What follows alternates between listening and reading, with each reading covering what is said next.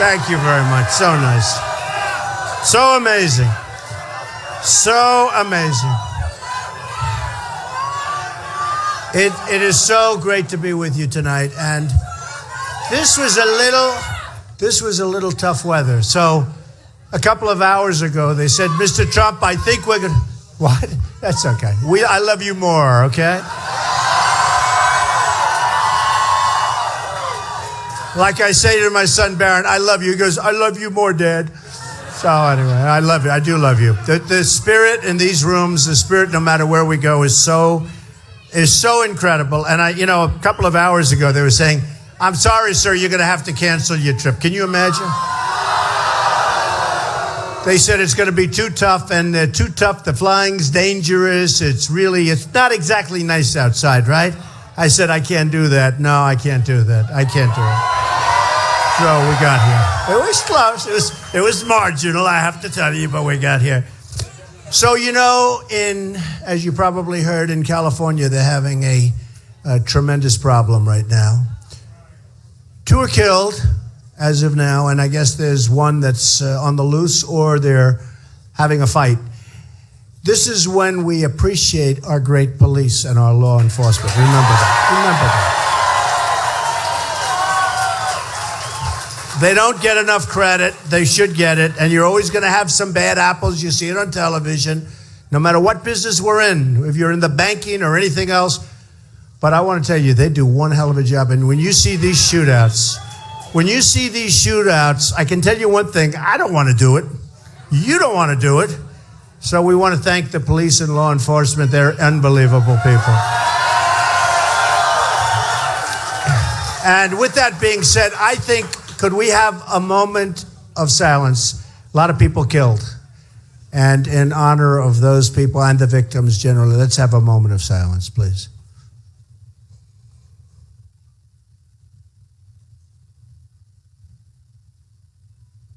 Okay. Thank you. Thank you.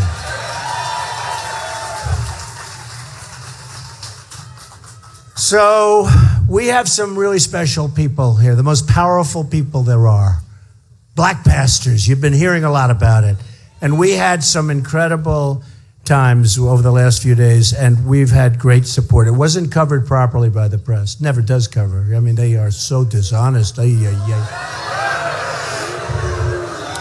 But you probably read where a large, I don't even know the number, but a large group of black pastors came to see me in New York, in Manhattan, and it was really great. And one of them was Dr. and Pastor Steve Parson, and Steve put together a group of endorsers, all endorsers, and I said, well, you're endorsing me. I'm bringing you up for a couple of seconds. I'm going to say, I don't know if these people want to be preached to tonight. We want to hear about other things, because Steve, can take over the whole night and I'll just leave. That's okay too.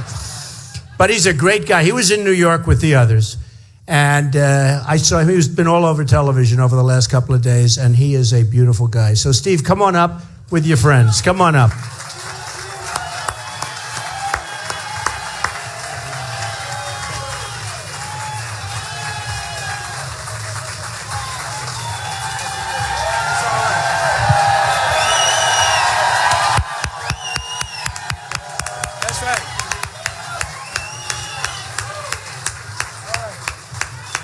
I'm not going to take too long, but I will say this. We're a group of black ministers, as you said, and then we have one token brother over there, right? Okay, but I will say this, that people ask me, well, why are you endorsing Donald Trump? Well, my opinion, he's the best and the only one that can beat Hillary Clinton. That's right. Okay? I mean, listen, we got to win. And one thing about Donald Trump is he's a winner. Amen? Oh, and here's another thing, too. He knows how to create wealth. Can I get an amen? And as a black minister, I'll just tell you this. We're right in the inner city. And I tell you, we need jobs. We need employment. We need businesses. And I tell you, who better can help us help ourselves than Donald Trump? You see? So I just tell you this, that I'm glad. I personally believe that this is a movement. It's a movement. And I believe that we're in a situation now where this country called America is going to come back and be made great again. Isn't that right? In fact, I believe it's a wealth transfer, a wealth movement, okay? And then I'll tell you one thing, Mr. Trump is going to make this military strong again, too. Well, why is that? Why is this? I'm not going to take too much time. I'll tell you this, Donald Trump just doesn't take anybody's mess. Thank you. Thank you, they've got big power. They have the ultimate power, right? So go and enjoy yourselves. Can you please get them a good location? It's pretty tight in here. Thank you. Thank you, fellas. Thank you. So nice. So nice. Do a fantastic job. I've seen what they do, and man, they do a job. Nothing easy in life, nothing easy. Sometimes that can be tough. You work in the inner cities, it can be pretty tough. It can be pretty tough. It can also be rewarding, and they get great rewards. Thank you very much, and thank you, Steve. So, we've got a lot going on in this country. And I don't know if you saw, I tweeted, I'm on my way to Manassas, I'm on my way, and here I go. And first I said, we're going to Virginia, then we'll come. The truth is, you look at what's happening with our country. And I said, we're going to have fun considering we don't have good subject matter, right? We have really bad subject matter. We don't win anymore. We don't win. We never win. We don't win with the military. We don't win with trade. We don't win with deals, any kind of deals. I look at that Iran deal. It's one of the worst things I've ever seen. No, think of it. Think of it. They've already violated the deal. I don't know if have you heard? They've already violated the deal. The ink isn't even dry. Okay? It's not even dry, and they violated the deal. So we don't do it anymore. You look at surprises, right? She says surprise. The wise guy over here. She says, surprise. You're right. Who said that? Stick up your hand. I want to. Good. Very good. Very good. So, we're going to start winning, and big. We're going to win. We're going to win. We're going to win. A lot. We're going to win a lot. We're going to win all the time. We're going to get rid of Obamacare, which is a disaster. We'll get rid of it. Disaster.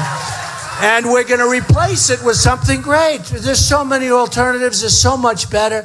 I don't know, for those people involved with the whole Obamacare thing, and the Democrats have real problems over it because, they voted and it was a fraudulent vote, let's face it, because Obama lied. And in all fairness to your senators and your congressmen who happen to be Democrats, Obama lied. 28 times he said, keep your doctor, keep your plan, keep your everything. Everything's great. It's going to be. And then these guys got stuck with it, and now they have to defend it. And they're not going to be able to defend it. And we're going to go into it big league, but we're going to have a plan that's so much better, so much cheaper. You look at what's happening with deductibles on Obamacare, it's out of control. You can't use it. If you get hit by a tractor, maybe you'll get a couple of bucks. The premiums have gone up 35, 45, and 55%. And just the other day, in a lot of the very good newspapers, frankly, and even in the bad ones, and there are plenty of bad ones, these guys are so dishonest. Such dishonesty with the mainstream media, I will tell you, such total dishonesty. But if you look at over the last few days, you're seeing a lot of stories that Obamacare is collapsing of its own weight. And in 2017, unfortunately, if it's going to go, let it go now so that he has to straighten it out, but he's not going to straighten it out correctly because nothing he does is correct. No, nothing he does, if you think about it. Here's a guy, we've got ISIS and others that want to destroy us, and he's more worried about global warming. And he believes, think of this. And he believes global, it comes out all the time, that our biggest problem is global warming. And I say, is this real? Are we living in the world? You have people out there want to blow up our cities, want to kill all of our people. They're cutting off heads like it's no tomorrow. in the Middle East and far worse. I mean, they're doing everything. They're drowning people in cages. We haven't seen anything like this since medieval times. You know, in medieval times, I'd read they chopped off heads. I never said, did anyone see chopping off heads until, you know, you just start seeing it over the last couple of years.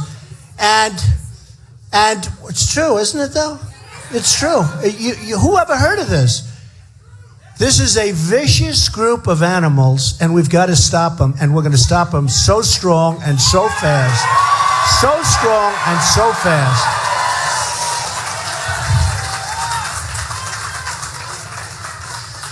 Now, one of the things I want to tell you is, because a lot of you have heard me speak and you've seen it, you know, they're always covered on live television. They get ratings. I speak, they get ratings, okay? They make a fortune off me, and I can't stand them. And they can't stand me. They're always lying and not telling the truth. But they always put me on live television. Nobody else goes on the live television. These other guys running for office, first of all, they don't have crowds like this, believe me. They have, I mean, Bush goes, he has like 59 people. It's true. He stands up, he starts speaking, everybody falls asleep. We could make a lot of money with him. We call him Sleep Master. Put people to sleep. And the other ones, if they have 100 people, it's a lot. Every place I go, we have thousands and thousands. This was only restricted by the size of the room, and we have thousands. It's packed. And the fire marshal, I love. Where's the fire marshal? He was so good, because otherwise we're going to have a lot of people standing outside. They're still coming in the back. You're right, man. So, but great people here, great people. But we are going to do something that's so special because, you know, it was just mentioned. They just said, movement? What do you think? Do you think this is a movement? This is a movement. I mean, Pastor Steve said it's a movement. I never told him that. He might have listened because I use the expression sometimes. But this is a movement. I go to Dallas where the Mavericks play. And, oh, you guys like the Mavericks? That's good. It's good players. And the owner, Mark Cuban, has been great. He's been great to us. You know, I'll have to tell you. And he said, you want to use it, use it. And it was like on a Thursday. I said, when? He said, Monday. I said, how many seats do you have? Like 20,000. We filled it up in a day and a half. We had time left over. We had 20,000 in Dallas. We had 20,000 in Oklahoma. We had 35,000 people in Mobile, Alabama. And everywhere we go, and I mean, literally, we go up to New Hampshire. We have crowds that are many, many, many times the size of anyone else. Nobody has even close. Thank you, man. Look at that guy. Thank you, man. That's cool. And I like your hat. Hold that hat up. Do we like that hat? Look at that. Look at that. And he looks better with that sort of okay head of hair. I wouldn't say it, right? I wouldn't say the greatest I've ever seen, but it's acceptable. Hey, hasn't hurt him any. It's really great. Thank you very much. No, it's just an honor to be here. But we're going to be so proud. So I started this whole thing, as you know, in June. And it takes courage to run for president. It does. It takes courage. Especially, I've never done this before. And I'm self-funding my own campaign. All these other guys, they're like bloodsuckers. No, it's like bloodsuckers. These PACs are a disgrace. They totally control the candidate. No, they're a disgrace. And I could have had a PAC. You know, Bush raised $125 million, and he's dying. He's dying in the polls. Rubio, all of them. I won't say a couple of them because so far a couple of them I like, but that'll end because they all have to go through me. You know, they all have. No, it has to end. No, it has to.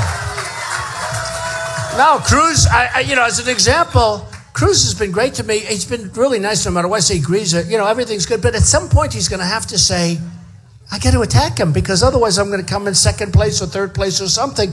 So they've all got to attack.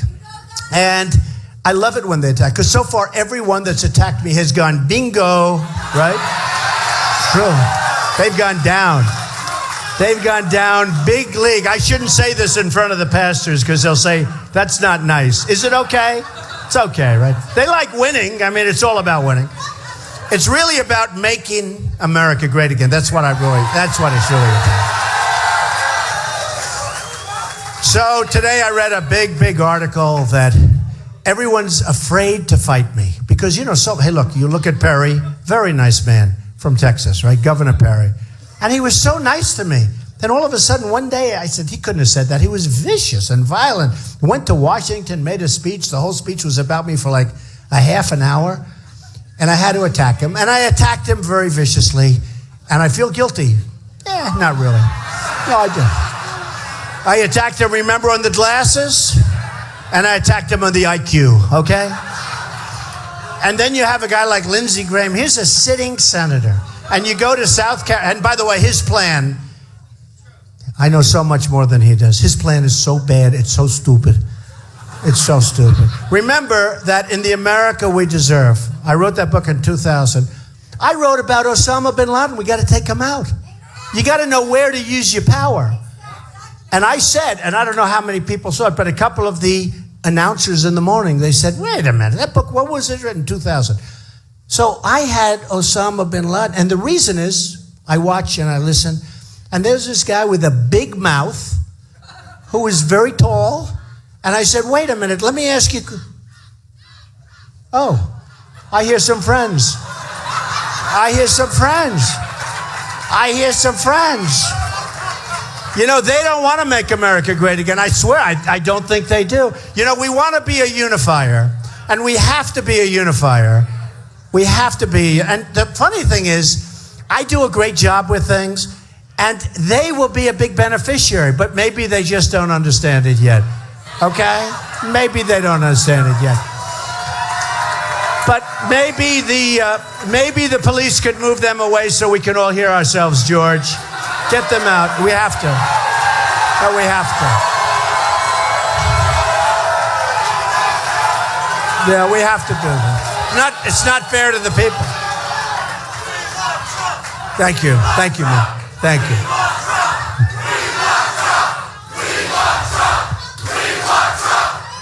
Thank you. Thank you. You know the sad thing, there's like a very small group of people out there, although they are pretty noisy, I will say. But listen to them.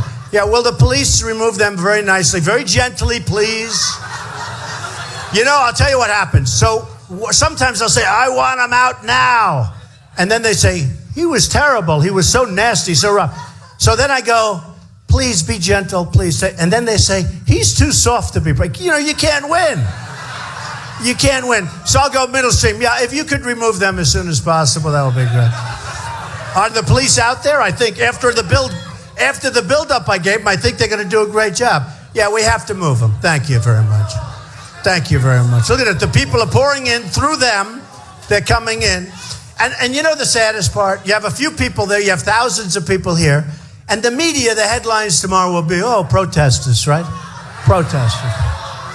You know what we have? And I say it, and I say it strongly.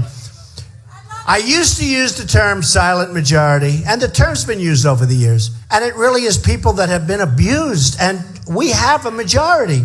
But we don't know we have a majority. But it's not a silent majority. It's really become a noisy majority. It really is. It's the noisy majority, and that's okay. That's okay. Because that's what we have to be. We have to be heard now, folks, because our country's going to hell. We have a president who's incompetent. He's incompetent. I'll tell you what, this guy is grossly incompetent.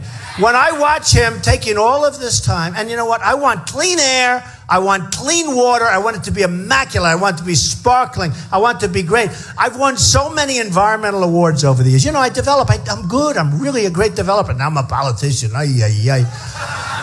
But I'm a great developer. And I've won so many environmental awards. And I'm proud of them. I think it's a great thing. But it's gotten out of control.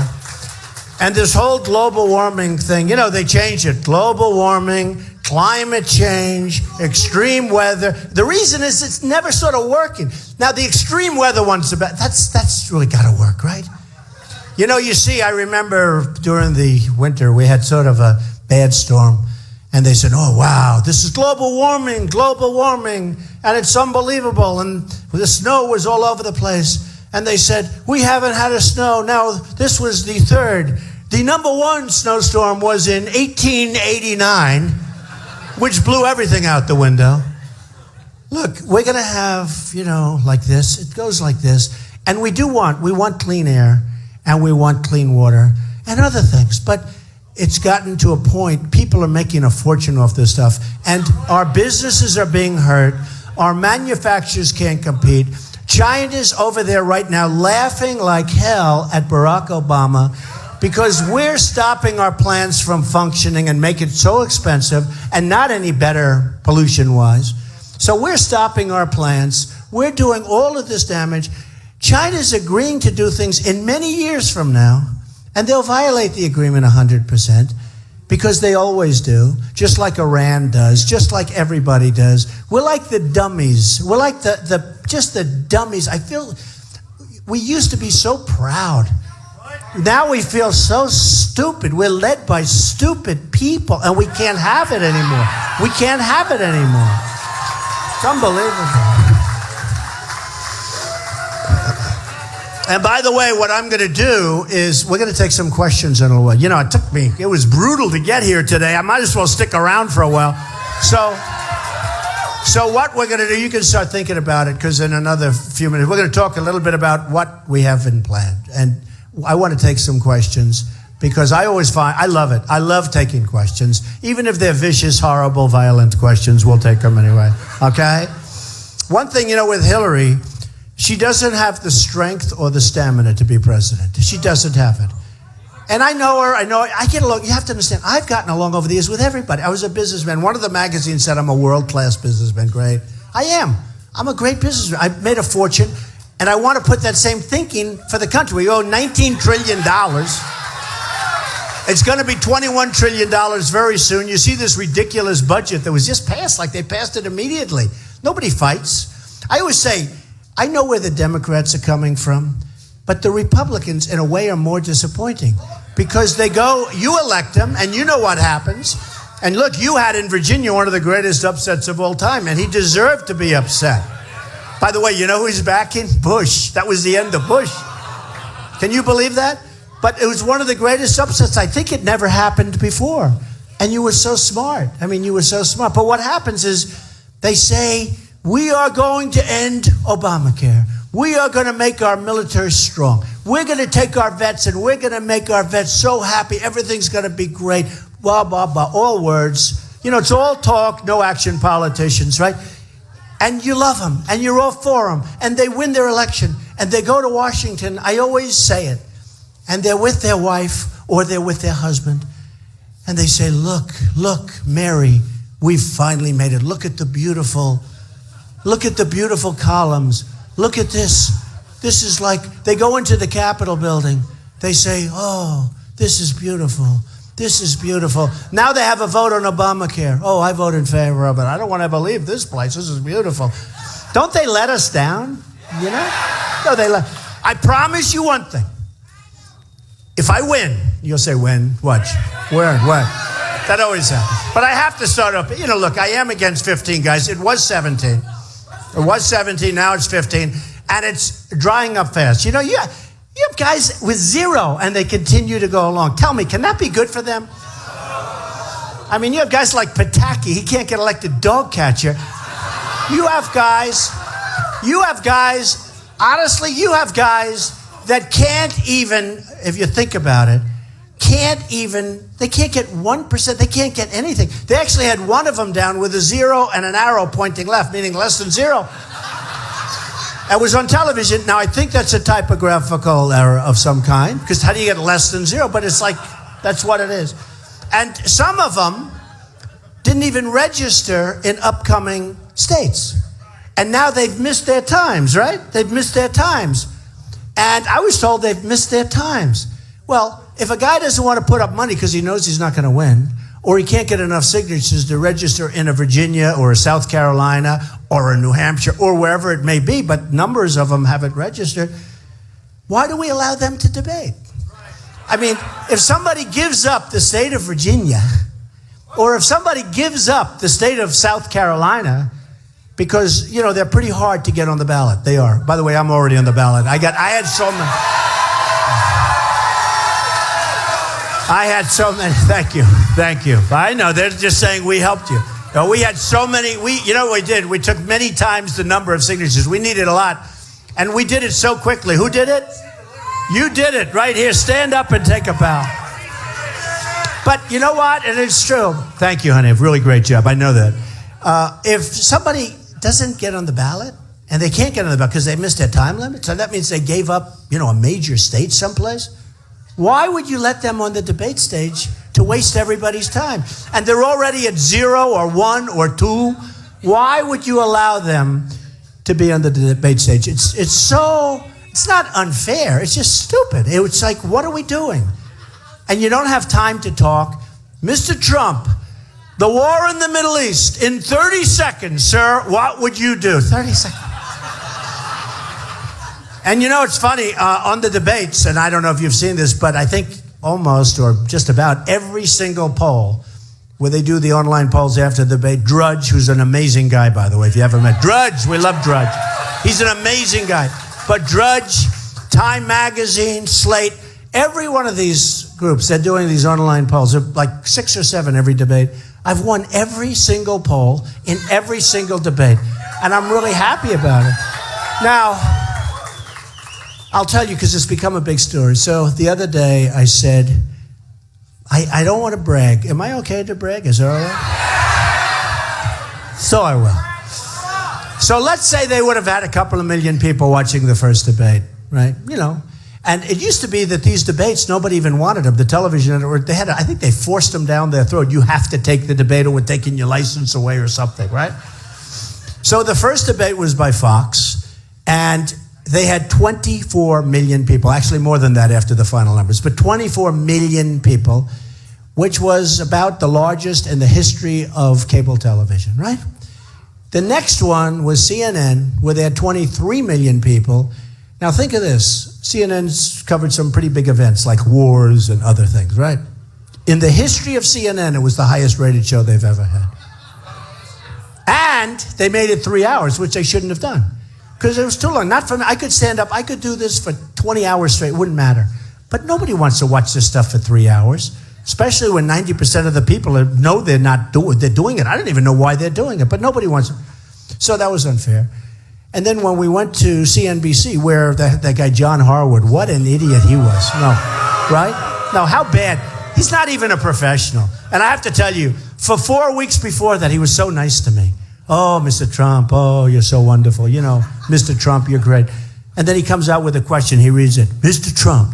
And, he reads a wise guy question. I said, that's not a very nice question to start off the day. But they wanted 3 hours because advertising sells for so much now that they make a fortune. And I said, I'm not going to let them have 3 hours. I'm not going to let them have it. And everyone said, these same people, they said, oh, you'll never be able to stop them. And I said, yes, I will. I stopped him. I think it took me, what do you think, Corey, about 3 minutes? No, I said, I'm not going. And I have to tell you, Carson said he'll go along with it. So that was very nice, Ben Carson. And he said, I have to give credit where credit is due. Because I've been a little bit rough on him. But I have to give credit where he came along and he said I would go along. And just so we went in, and I said the two of us, we're not doing it. And they folded like an umbrella. It took 2 minutes. So now my big thing is they all say, you can't get Mexico to pay for the wall. Try it. Try it. We're going to build a wall.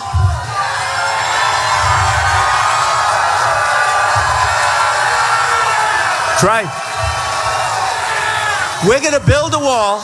It's going to be a great wall. It's not going to be a little toy. We'll build it not for a lot of money. In China, they built the Great Wall of China 2,000 years ago. It's 13,000 miles long, okay? This is serious walls, all right? In our case, we need really 1,000 miles. It's 2,000 miles, but some is natural borders, natural barriers, which are pretty good. Not as good as the wall, but you know what? Let's use it, right? So we're going to need about 1,000 miles. And think of it. So we're at 1,000 miles. China's at 13,000. Theirs was 2,000 years ago. They didn't have trucks. They didn't have tractors. They did it the old-fashioned way, right? And they got it done, and it is a big wall. So what we have is we're going to build a wall, and we're going to stop people from coming into our country illegally, okay? We're going to stop it. It's time. It's time. And if people want to come in legally, we want them to come in. They have to go through the process. And if people want them to come in now, when I first mentioned this, all of the other candidates, again, we started with 17, now we're down to 15, but they're going to start falling like flies. You watch. I mean, it's got to be at some point they got to leave, right? Don't they have to leave? I mean, don't they sort of have to leave? We got this one guy. He's terrible. He's the worst debater I've ever seen. Kasich from Ohio. No.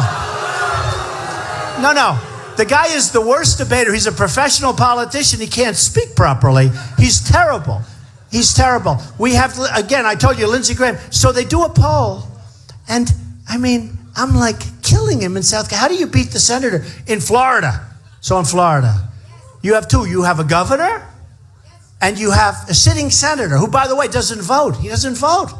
How would you like to be in Florida and you invest in a young guy? You invest in him. You take him to heart and you put him, and he's United States Senator. I mean, to me, that's a great position, right? United States Senator for Florida. He's in there for about 12 seconds and he decides he wants to run for president. Why? But how would you like to have a guy who doesn't show up to vote? Now, you've put in a lot of time and effort on making your choice. But if a man says he's going to be your senator, and then he goes around campaigning and fundraising. He was the other day, Homeland Security, very important meeting in Washington. He chose to go to a fundraiser in California. Now, I don't know that I'm going to win Florida, but I am killing them in Florida. Killing them. And I think I have the ultimate soundbite. I mean, seriously, if a guy, first of all, Rubio is very, very weak on illegal immigration, and he's in favor of amnesty, so you can't win. Bush, just to put an end to that, because I don't want to mention him, he's a very nice person, low energy, but very nice. We don't need low energy people, folks. We don't need it. We can't afford them. Hillary. You ever see Hillary? Hillary, and I said, she doesn't have the strength, she doesn't have the stamina, but did you ever see Hillary? She'll do an event like this and then won't show up like for 5. You know what she does? She goes home and sleeps. She'll do an event like this and it's actually not, we shouldn't be laughing, we should be crying. Because she's by far the front runner. I mean, this other guy is a joke. He gave it up when he said no emails. Bernie, he gave it up. I think he just had a hernia operation, you know? He was carrying around the tax code that he wants to make larger. It's true. I actually just made that up, but it's true. No, he just had a hernia operation, and so I hope he gets better fast. But he's got no chance. He took Hillary, and he gave her the election. He was doing fine. And he was getting the second largest crowds. By the way, my crowds blow everyone away. You know what's sad? I was in Sarasota the other day, Florida, and what a great place. And we had a time, you wouldn't believe it. It was 12 o'clock, football games, everything going on. We had 12,000 people. And I don't ever say how many people. I let the government say it now. Because we have amazing Secret Service people. We have amazing people that work here. I let them say it because every time I say it, if I'm off by 3 people, they make put headlines. And we had 12,000 people. Nobody says that. Nobody covers that. But when Bernie Sanders would have a group of 5,000, 5,000 people, so I get much bigger things than he does. Now, in the meantime, his are going down the tubes. We don't have to talk about how much anymore. But the truth is, Hillary shouldn't be allowed to run because what she did is illegal. What she did is illegal.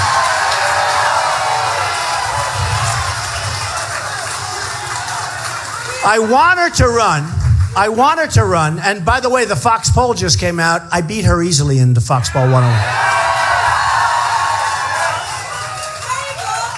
You know, I can't believe it. I had this whole thing, and I never mentioned polls tonight. Can you believe that, though? I'm so sad. Usually I start off by saying, and then everybody says, including the press and my opponents, he always talks about polls. You know why? Because I'm winning all of them. It's true. If I were them, honestly, if you think about it, one of the major mainstreams asked me not so long ago, they said, why do you always talk about polls? And I never thought of the question. And I said, I don't know, because I'm winning. I'm winning every poll. It's good to talk about them. I don't know who the hell knows what they mean. I think they mean something, right? It is sort of strange. You know, they interview 392 people and they say with certainty that you're plus or minus 3, and it's sort of an amazing thing. I studied it at Wharton. I guess it works because, you know, frankly, there's something going on. But then when you have many, many, many of them, and I'm number one in every single one, and number one in every single state, and number one, I mean, you look, Iowa, number one, New Hampshire, number one, South Carolina, and big margin. Big margin. They got to really work hard to catch me in New Hampshire, let me tell you. Those people and the people in Iowa, these are great people. And then you go down, South Carolina, tremendous. And then we go to Nevada, tremendous. And in Nevada, I win the Hispanic vote, okay? They do. And I've always said I'm going to win the Hispanic. Because I'm going to bring jobs back. I'm bringing jobs back. I'm bringing them back from China, and I'm bringing them back from Japan, and I'm bringing them back from Mexico, and I'm bringing them back from Vietnam, and every place. We're going to have jobs again. We're going to have jobs. You know, the number one, and I'll probably get it tonight so I can maybe just avoid this question, but the number one question I get, I go around, I see a lot of different places. I use a lot of college auditoriums and all, because the crowd sizes. And a lot of students come up, Mr. Trump, what can you do to help us? We're choking. They're choking with debt. And the biggest thing they're choking with, they then go for 2 years or 4 years to college, and they can't get a job when they get out. And they're good students at good colleges, and they can't get a job. It's one of the most heart-wrenching questions I get. And you see these students, and they're borrowing money from, and you know, to a large extent from the federal government, where it's the only thing, it's just about the only thing the federal government makes money with is student loans. Maybe that's the only thing it shouldn't be making money with, you know, if you think about it. But we're going to do something with it. And, you know, I don't know what's going on with the colleges, but those colleges, they're going up like a skyrocket. You know, things are sort of even. Nobody's going up at the colleges, so somebody's doing something wrong. And one of the reasons the colleges go up is because the federal government pays for the students, but the students can't afford to pay that much. And we got to look a little bit into the colleges. Why are they going up more than anything else? They must be making a fortune. Let's buy a college. You want to buy a college? Don't buy. Don't buy. But there is something going on. But one of the saddest things is when you see these students, and the worst is they're really good. And I mean, I've met so many of them, and I feel so badly for them. But it gives me more inspiration because I'm going to create the jobs. They can't get a job when they graduate. They can't get jobs. And we're going to change that around. When they go through college and they do a good job, and especially for the good students, you know, you have students that work really hard to be good students, and then they can't. They come out. They come out and they can't find anything. They don't know what to do. And then they owe money to the federal government and to everybody else. And they've done everything they can to get through that college. We're gonna start winning in this country, and we're gonna start helping them out. We gotta help them out. You know? I always talk about the vets, and everybody knows I have a great vet plan. Nobody treated worse than the vets. Illegal immigrants are treated better than our vets. I'm telling you. No, they're being treated better than our vets.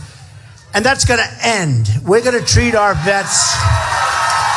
We're going to treat our vets good. And I put in a policy plan a couple of weeks ago. I was on a great ship. And it was an amazing day on the Wisconsin. And we put on the battleship. I said, can we use this? Look at the ship. You can't build them like this anymore. They sort of didn't give me the answer. Because that looks like an awfully, I love renovating. You know, I love buying a building. The foundations are there, the structure's there, the outside is there. Have to replace windows sometimes. If you can keep them, you keep them. Like I'm doing the old post office in Washington. Yeah, that's right. You people would know it. One of the most beautiful buildings in Washington was a disaster for 30 years. Put it out to bid. Think of it, in the Obama administration, Trump got it. Am I a good deal maker? Okay. One of the most sought-after properties in the history of the government services, you know, GSA. And we're now under budget and ahead of schedule. Think of that. And that's what you want in the country. That's what you want in the country. And it's going to be one of the best hotels anywhere in the world. The OPA, we're calling it, if you don't mind, Trump International. I didn't want to keep it the OPA. Somebody said, well, we have to keep the name. The government, they were saying we have to keep the name, the old post office. But it's not a post office, it's a hotel. We have to change it. But I will tell you, and I've dealt with the GSA, and they're really terrific people, that you really have some, you have some great people in government. You really do. If we can be led properly, this country is going to go to a level that you won't even believe. I've been saying over the last 2 months, because I've met so many people like yourselves, and it's really similar. There's so much love in the room, but I've met so many people, and I've seen the genius of these people, and I've been saying, we're not only going to make our country great again, we're going to make it, in my opinion, I really think we have the potential to do it greater than ever before. I really believe it. And we'll make it great, and we'll build it up, and we'll make it rich again. A woman came up to me and said, Mr. Trump, that's a little crass to say rich. We got to make it rich. We're a debtor nation right now. She said, I'm voting for you, Mr. Trump. I love you, but please don't say we're going to make it rich, Mr. Trump. It's crass. I said, I have to say it. I have to be truthful. We're going to save Social Security. We're not going to cut Social Security. We're not going to cut Medicare. Carson wants to cut Medicare. He wants to get rid of Medicare. I say, it's actually a program that works great. Now, you have waste, fraud, abuse in Social Security and Medicare. We'll take care of that. We'll have proper, but you're not going to be cut. You've been paying into your plans. You've been paying into Social Security for years. Now they're coming up to you. It's getting to be that time. I don't want the Social Security. Okay? But it's getting to be that time where you're going to need it. And I think it's unfair. After all these years, they want to cut you. Governor Christie wants to raise the age so that you have to wait another, pretty extended period of time. It's not fair. You've been paying in for years. We're going to take money back from all these countries that have been just absolutely eating our lunch. We're going to have so much money. So I said to the woman, I said, you know what? It may be crass, but I have no choice. We're going to be so rich, and what we're going to do, and you're talking about tremendous money. Don't forget, when you have imbalances of 450 billion, not million, 450 million wouldn't be good, right? How about 450 billion a year? And then they say, oh, that's terrible. I am a free trader. I believe in free trade, but it has to be smart trade. We can't be stupid people, right? So they say, oh, Trump isn't a free trader. He's not, oh, this is terrible. I said, no, I'm a free trader. But when for years we have a trade imbalance with China of over 400 billion every year, that's called dumb trade. We have to be. And then the head of China comes, and poor Obama, oh, it's so sad. He greets him with a state dinner. A state, for what? And he talks about our partner. Well, I want to be a partner too. If I can be a partner where I'm making $400 to $450 billion, I agree.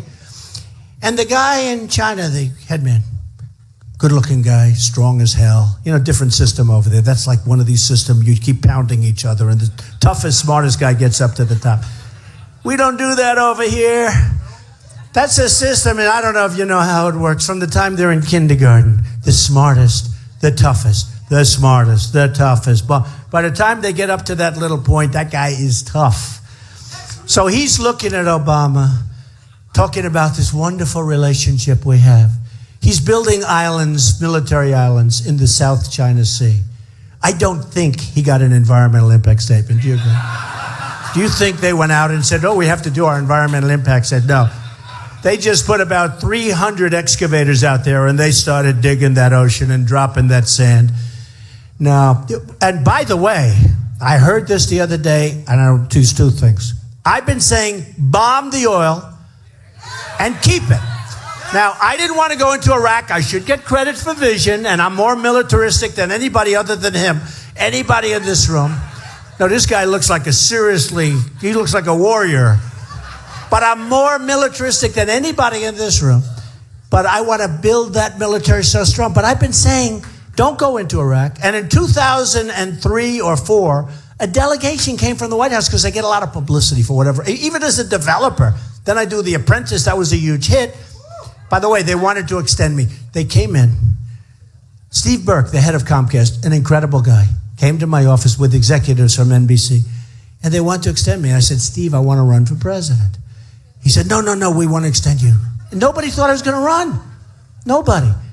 He said, no. And they announced they're going to extend The Apprentice with me. And that would be season 15 and 16. I mean, it's been a great hit. And I said, no, I don't want to do that. And I just held my breath. You know the famous escalator scene, right? I held my breath. I said to my wife, are you sure I want to be doing this? And I said, let's go.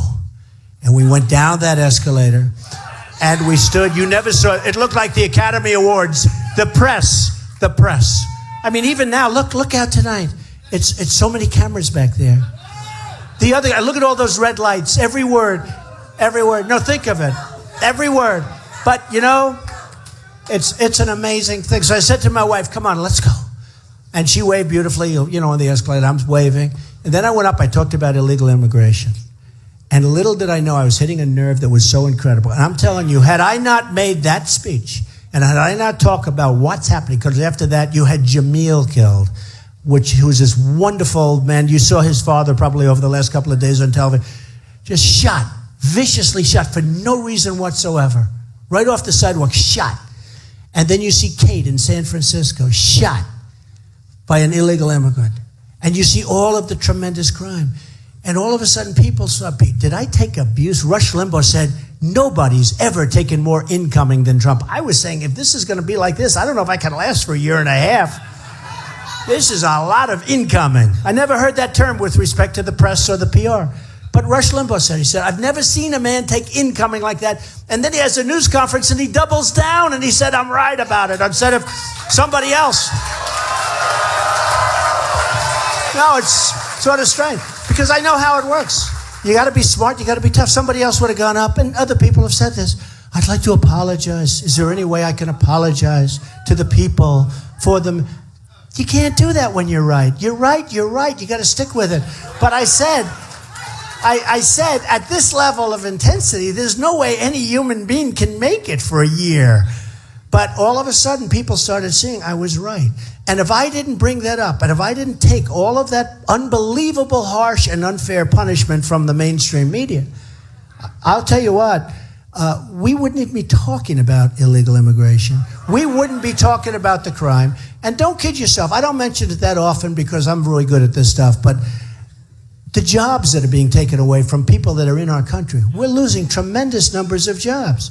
So we're going to change that whole system. It's going to be changed. Remember this. You have to give points for vision when you elect somebody. I think I have everybody in this room, I'm pretty sure. Do I have everybody? Everybody? I think so. I mean, I leave these places and they'll say, well, they're there because he's a great entertainer. I'm not here to entertain, folks. I'm not an entertainer. But a lot of I'll read stories like, the people in the room are there because he is a wonderful show and a wonderful entertainer. And that's not the reason you're here. You're here to vote. Please don't waste my time with the entertainment stuff, okay? I'm not an entertainer, believe me. I'm somebody that knows how to get things done. I'm a guy that's won all my life, whether it's The Apprentice or whether it's business or whether it's The Art of the Deal, one of the biggest selling business books of all time. I think the biggest, but I want to say one of the, if it's three short, I'll get killed if I say the. But I think it is the biggest selling business book. I mean, that's what I do. We got to win. We can win together. One of the things, vision. I've been saying, right? Take the oil, take the oil, take the oil. We shouldn't have been there. Iraq, Iran, fighting their whole lives, everyone. They always fight. They love to fight. We want to rebuild our country, right? Fight. We built a gas station. Did you see the gas station? Cost $43 million. And then it didn't work. Okay? And yet if we want to spend $2 in this country, we don't have any money. If we want to build a school for his children, we don't have any money. If we want to fix up our roads, they're decrepit. Our bridges are falling down. In China, they're building bridges all over the place, okay? So I said, take the oil and keep it. We shouldn't have been in Iraq, but take the oil.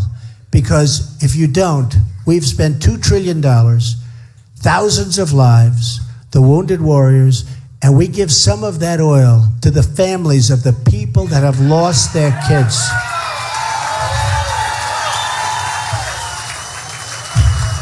and we give money to wounded warriors. I tell you, they're the most incredible of all people. I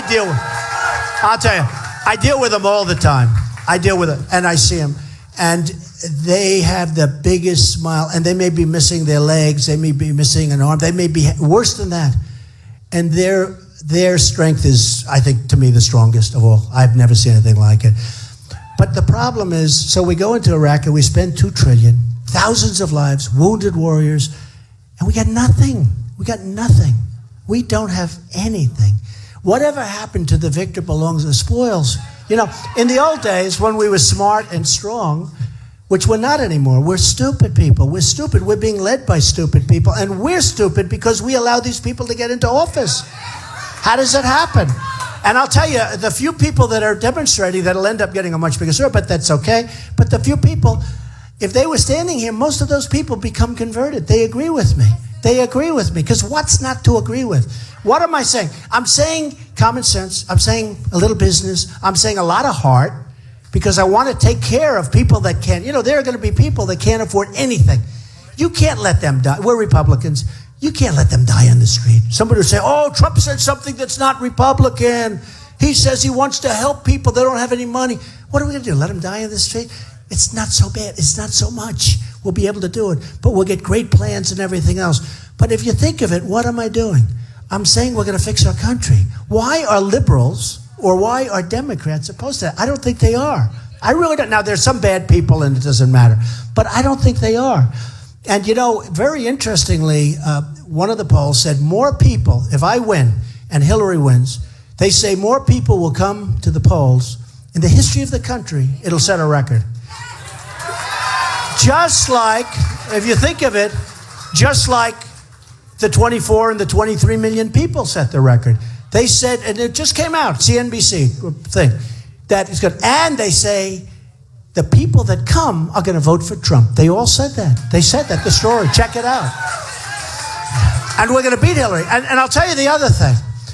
Yeah, I've got to be tough on the border. And some of the Hispanic maybe won't like it. But they love me. And the ones that are here, thank you. Where's, oh, there's Hispanic. Where did I see that sign over here? Where did I see? I saw a great sign. I'm telling, adios amigos, make America great again. Look at that. I'm telling you. I'm telling you. And you know, the African-American vote. So a poll came out recently. Trump gets 25% of the African-American. For a Republican, that's unheard of. It's unheard of. And one of these commentators who's like devastated, because a Republican would normally get what, 5 or 6%. What do you think, Steve? Like 5 or 6%. So I have a poll that said, I mean, I don't think these pastors are going to be standing up with too many other candidates. Do you agree with that, Steve? You know, I don't think so. So I have a poll, 25% of the African Americans want Trump. And one of these commentators, and they hate, by the way, they hate that I'm winning. They have such a hard time with the polls. I mean, the one just came out, the Quinnipiac poll, right? And I'm killing everybody. And I'll tell you, Cruz and Rubio are in second place. And they said, they sort of tied, and they said, Rubio and Cruz are doing great. I said, what about me? And I went up a lot. I went up as much as they did or more. And it's harder when you're high.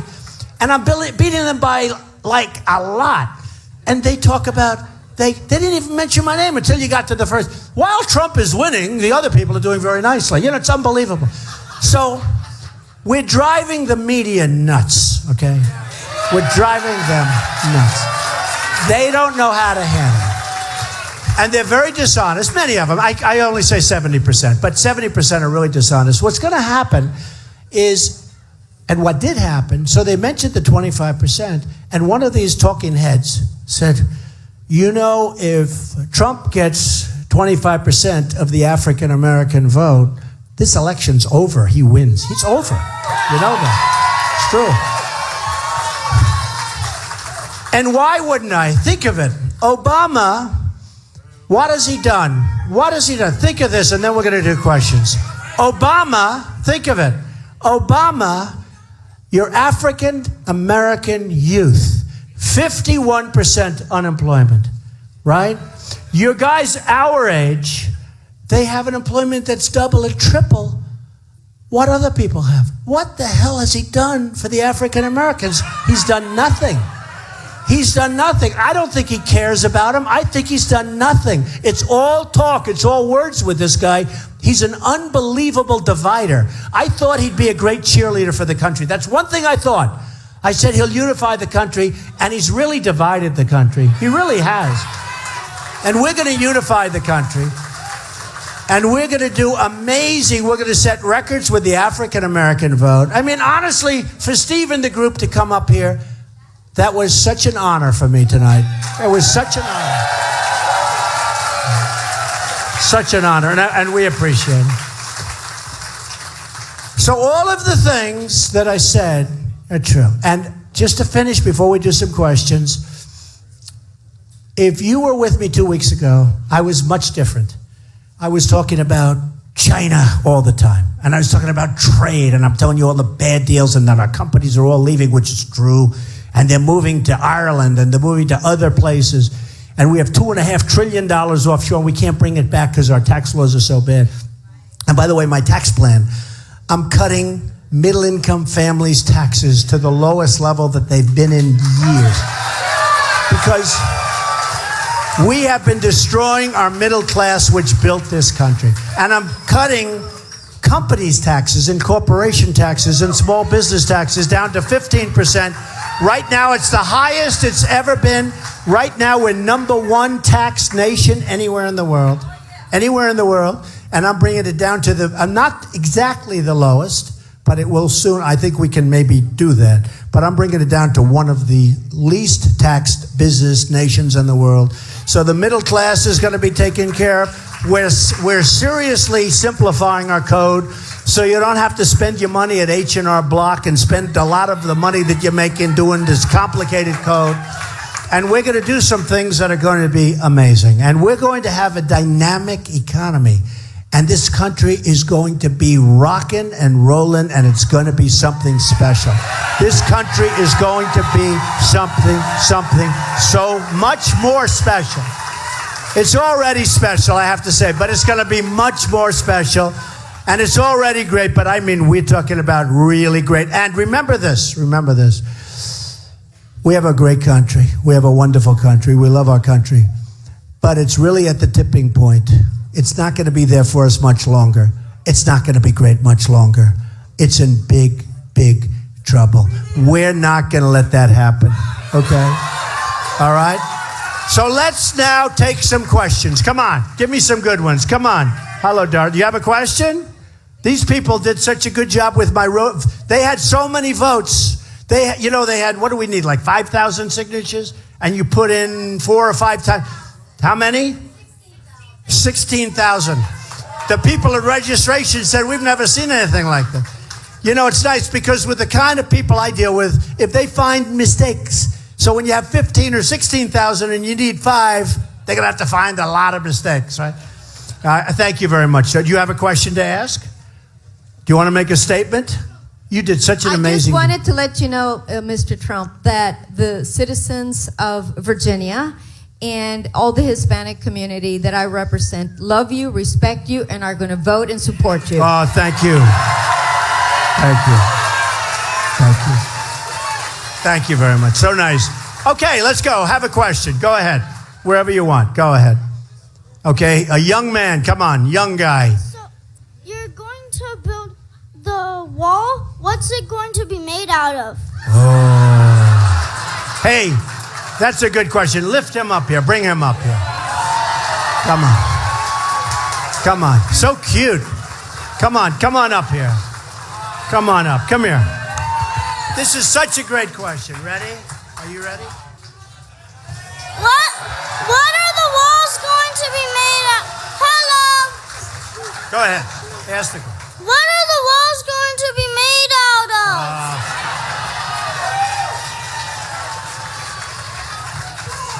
That might be the best question I get today.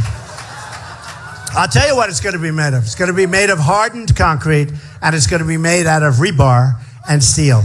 And, you know, it's so easy. That's what I do. I mean, that's what you ever see parking plank where they set plank and it goes 90 feet long? You know how long 90 feet? If you're 90 feet up, you don't want to come down. You want to come down very gently. Did you ever see the walls they build now? They're this high and they drive trucks over them, right? They build a ramp and they take trucks with drugs. And we get the drugs and they get the cash. Not good. There's not going to be any trucks driving. So it's going to be made out of concrete rebar steel.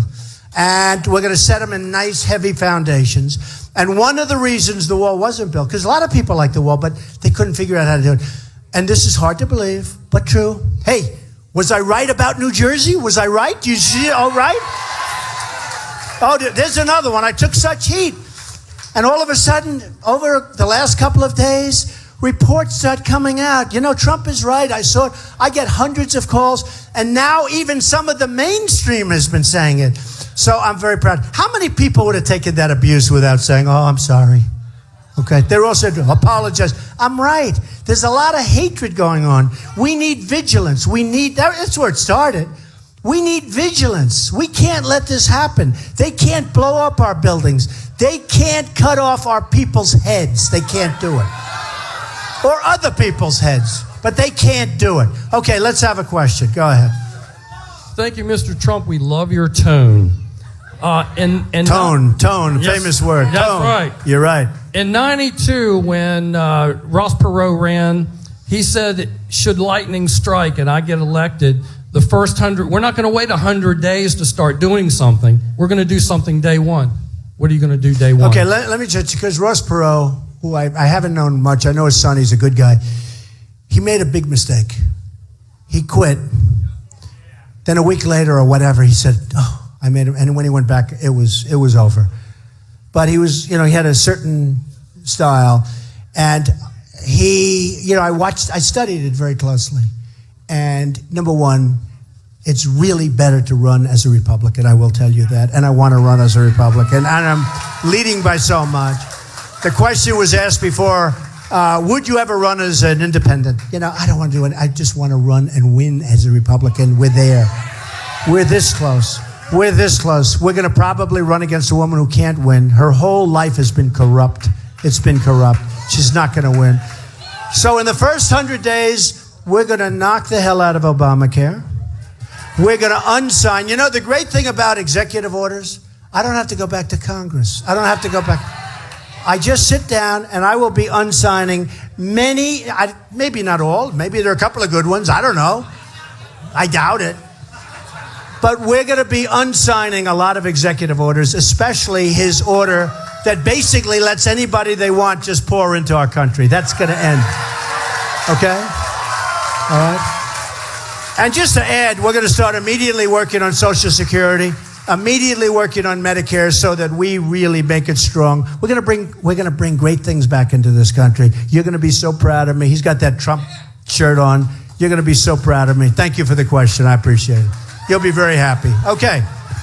Go ahead. Go ahead, ma'am. Mr. Trump, can you talk about Israel and your relationship with that country and their Sure. leader? Well, I love Israel, and Israel is our real strong supporter if you look at what's going on. And I'll tell you what. And I will say it here. My people say, oh, don't say, but very soon I'm going to Israel, and I'll be meeting with Bibi Netanyahu, who's a great guy. And he asked me to make a commercial during his election run. I made a commercial.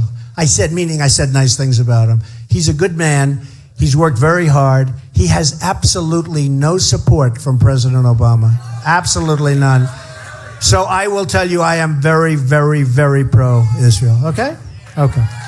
Okay, question. How about the young man in the green shirt? Go ahead. Young, strong guy. Go ahead. Thanks, sir. As a veteran and a small business owner, you got my vote. Are you a veteran? Yes, sir. Wait a minute. You're a veteran? The guy looks like he's 20 years old. Wow. But you're in good shape? Yes, sir. Yes, Did sir. you have any problems or difficulties? No, sir. No. All right, good. So you're a very healthy vet. And we have plenty of healthy vets, too. We have a lot of vets. I don't want to mess around with them, right? Okay, so go ahead. My question is, what are your plans for the VA? I know there's been a big mess with that past Right. year, so what are your plans for turning that Okay, around? so I put in a big plan on the vets, and people are loving it.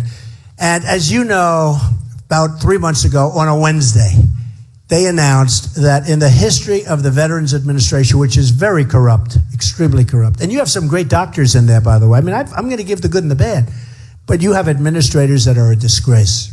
And the waiting times and the problems. And people are waiting 5 days, 6 days in a waiting room to get in.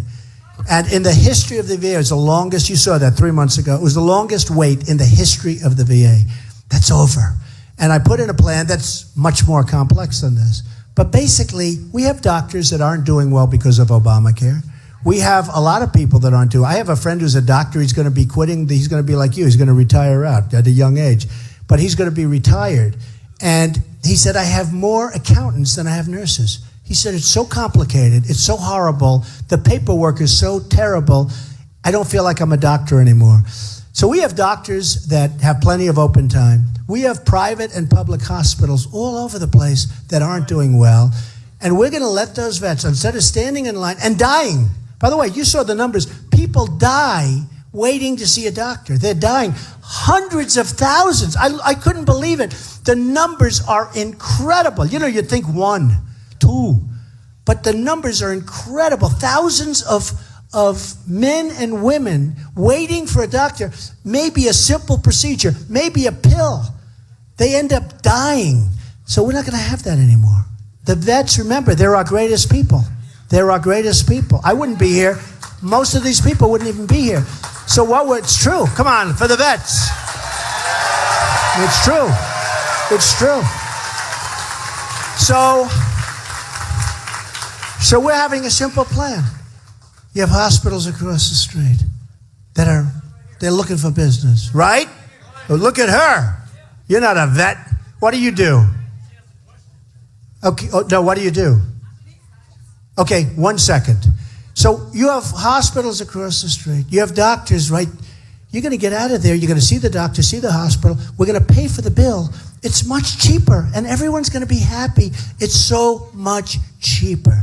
So we're going to use that hospital that's looking for some business. We're going to lose it. It could be private. It could be public. We're going to use doctors that are looking for business. We're going to pay the bill. It's going to go quickly. And believe it or not, it's going to be much, much cheaper than what we're doing right now. And what we're doing right now is insulting. Okay? Okay. Go ahead. You're a designer? Oh, I didn't think you were a vet. You didn't look like a vet. No, I'm not a vet this time around. Go ahead. So I'd like to say that Americans are winners. Americans love winners, and that's what you are. So. Oh, thank you so much. Thank you. Well, how nice. How nice is that? Thank you, darling. That's so nice. So my question is, the future of America looks beautiful with you. And understanding the whole thing with trade with China, I'd like to see more made in America labels, apparel. If you look around, all of you are wearing. That's great. Come on up. Get her up here. She's so nice, so beautiful. Come on, get up here. You work it out. Come on, get up here. So nice. What a nice question. But you know what? What she said is so important. Do you remember the old days when some of us were young and some of us weren't even born when we're talking about? But we used to have a sticker, made in the USA. That meant quality, right? And if it said made in Japan, it was like no good. It was like terrible.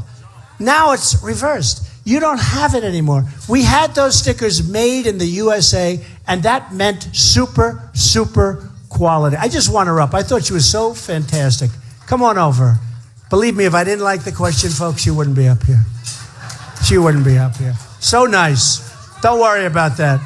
Don't worry. Come on up. Look at her. She's got to work to get up here. I'll tell you. Secret Service, when you hit number 1, all of a sudden you have a lot of protection. Nobody can get up. Come on up here. Look at this.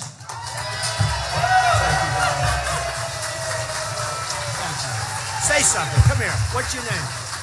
My name is Colette. My name is Colette. You're beautiful. And I think he will definitely make America truly beautiful and great. And I design mostly for men. I think guys are at a disadvantage with the fashion world. I think everybody can appreciate that. And so I've been living overseas for a while. What I would really love to see is all of you wearing Made in America labels. You're great. Thank you. You know, it's a great statement and it's a great question. Because honestly, you don't see it anymore. You don't see it anymore. We're going to be so proud to have that sticker. And let's remember that question. That's a very important question, statement. Made in the USA was so important and was such a sign of quality. You don't even see, first of all, we don't make that much anymore. It's not like it was. Think of it, think of this. I go to Los Angeles recently. I saw ships, the biggest ships you've ever seen, with cars coming in from Japan, pouring out. They're pouring, like going 30 miles an hour, pouring out of these ships. These men, we send them practically nothing. It's a one-sided deal. We can't have that. And speaking of USA, when was the last time you saw a Chevrolet in the middle of Tokyo? I'll bet you they don't have one, right? We make good cars. We make great cars. And now especially, we're doing great. It's got to be fair. Okay, let's have a good question. How about this guy over here with a good head of hair? This guy. Go ahead. Okay. Mr. Trump, Yes. this is a question for, first of all, we love you. Thank you. This is a question for President Trump, Okay. which is here. How are you going to deal with President Putin? Okay. Putin, it's a very fair question. Putin cannot stand Obama, like a lot of people. What else is? And, you know, recently I was on 60 Minutes. They interviewed Putin, and separately they interviewed me. We got very high ratings, so I feel he's my stablemate, all right? Putin, and I said this a couple of months ago, when he started bombing, I said, let him bomb. Let him bomb. The problem our country has is we don't even know who we're fighting. We want to fight Assad, bad guy, but we want to fight Assad for rebels that we don't even know. Now, if we fight Assad, we're fighting Russia, we're fighting other countries. Maybe we end up in World War III. Who the hell knows what happens, right? But Assad's bad, but the rebels could be ISIS. We have no idea. A general told me we have no idea who they are. We want to give them billions and billions. And what's going to happen? Let's say they take over Syria. What the hell? We don't know what's going to. It's going to be turmoil. We've got to fight ISIS. And I love that Russia is dropping bombs all over ISIS. I love it. I love it. Okay? I mean, we have a president, he doesn't even know who to fight. How about this? 2 weeks ago, he says, we're sending 50 men, and maybe women, I don't know. I'm surprised he's not more specific. Should have been more specific. But we're sending 50 men over to Syria, Iraq. I don't think he even knows where they're going. Now, why does he have to talk? Why does he have to say it? Why does he have to stand up and say we're sending? Those people have a target. These are our finest. These are our greatest soldiers, right? Why do we have to do that? Why does he have to open his mouth? Why can't he send them and be quiet? Okay? Now he just announced that they're sending another small group over. Today or yesterday, they just announced, we are sending more. So these guys, small numbers. Frankly, I think the numbers are so small that if you're going to do it. Okay? But the numbers are small. I don't even think it's a good PR move, frankly. But we're sending men over to fight. Now, the enemy is not stupid. They are not the JV, and they are not contained. Do we agree? They are looking for these men and women. They are looking for them. What the hell does he have to say it for? You know, I used the word unpredictable. We don't have any unpredictability anymore. General MacArthur, he wouldn't talk. General George Patton, first of all, he wouldn't even be. They would have thrown him out his first year because he was a vicious, violent guy who used foul language. But he was one of our great generals, General George Patton. He was brutal. He couldn't be a general. He couldn't be a general today because he was too crude. But he was a genius. And his men loved him and his men fought for him. But he couldn't be a general. And I watch our general, they're on television. These guys are on television all the time. I don't want my generals on television. I don't want the enemy watching one little word and you're giving something up. So I did a deal recently. It was interesting. And it was a great success. And they called up my opponent because that's what it was. And he couldn't stand me. I mean, did I do a number on this guy? And he couldn't stand me. But he said something that was very interesting. He was honest. He told the reporter, Mr. Trump was really tough because he was so damn unpredictable. We couldn't figure out. He was so unpredictable. That's why I won. And I didn't know, was he being nice to me or not? I said, what does that mean? He said, we couldn't figure you out. I said, thank you, because I thought it was a compliment, but I had to be sure, okay? But we have no unpredictability. We have to get smart, and we're going to get smart. And, you know, one of the things, and I'm going to leave it at that, but one of the things that did you have a question? I have to say, the pastor has a question. I have to take care of my pastor. But wait 1 second, though. One of the things that you're going to say when you leave this room, this is such an amazing thing that's happening. You're going to say, we were here at a time that really was important because people have come together, but you have to go out and vote. Because, you know, with all of the talk about this group, that group, if Romney could have inspired, he failed. I mean, he failed. Because McCain couldn't have won the first time because it was such a mess. But Romney the second time should have been an easy victory. And Obama was on, say what you want about Obama. He was on Letterman. He was on Leno. He was all over the place, okay? And I'd call up their camp because I'm backing the guy. And I'm saying, when are you going to get on television to Romney and his people? Well, we don't think. I said, just get on television. He's killing you. He's on every night. He was on Letterman. He was on every show, Leno. And Romney didn't do it, so he failed. He let us down. But let me tell you something. If the people in this room who didn't vote, and of all of the other people that would have never voted for Obama, but if they had the incentive to get up and go vote, he would have won. I tell you, Romney would have won the election. But they weren't inspired. But we have to remember that. And I think, hopefully I inspire. Look, I have the biggest crowds that anyone's ever seen. But we have to remember that. Okay, now I'm going to do something that's really not smart. I always like to end on a high note. We're on a high note, right?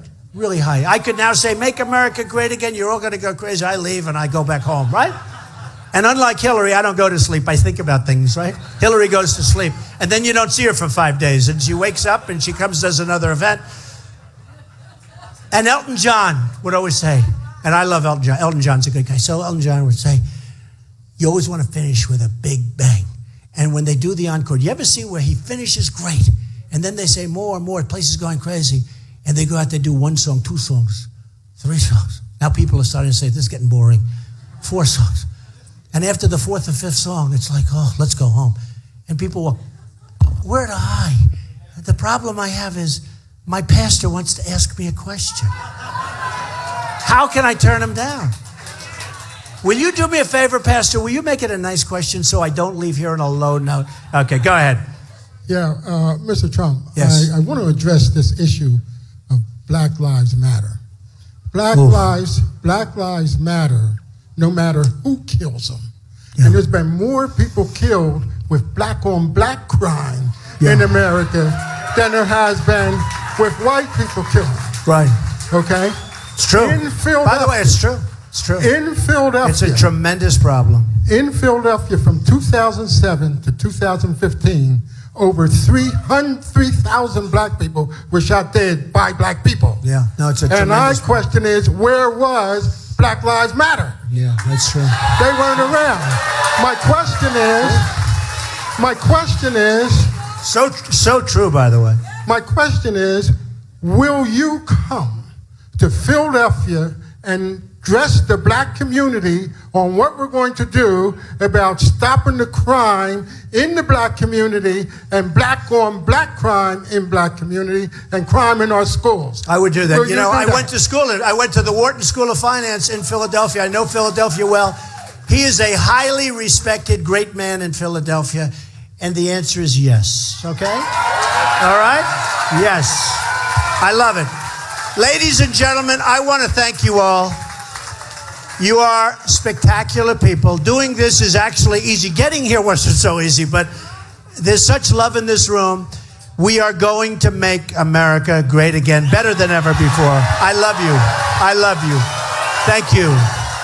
Thank you.